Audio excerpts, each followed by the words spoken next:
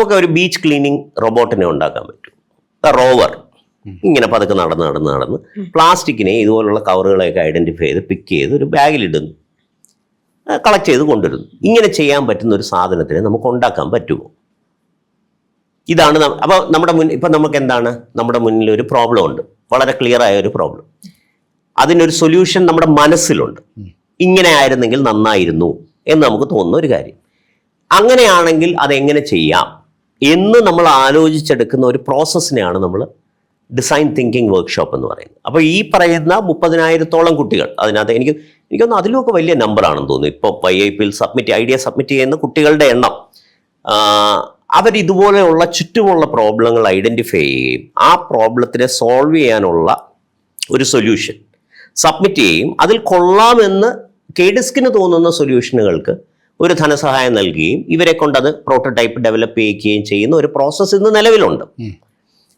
നമ്മുടെ ഒരു പ്രശ്നം എന്ന് പറഞ്ഞു കഴിഞ്ഞാൽ ഇത്തരത്തിലുള്ള കാര്യങ്ങളൊന്നും ആരും അറിയാറില്ല.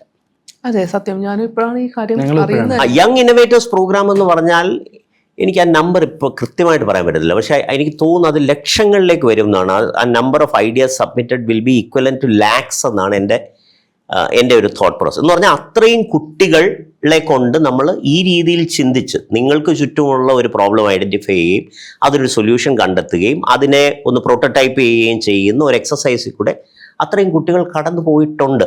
സർ, അപ്പോൾ അത് ഗവൺമെന്റ് സ്കൂൾസിൽ മാത്രമേ ഉള്ളൂ? എല്ലാ സ്കൂളുകളിലും ഉണ്ട്. ആക്ച്വലി 18 മുതൽ 8ാം ക്ലാസ് മുതൽ 35 വയസ്സ് വരെയുള്ള ആൾക്കാർ, 37 വയസ്സ് വരെയുള്ള ആൾക്കാർ, റിസർച്ച് ഇൻസ്റ്റിറ്റ്യൂഷൻസ്, കോളേജുകൾ, VHSC,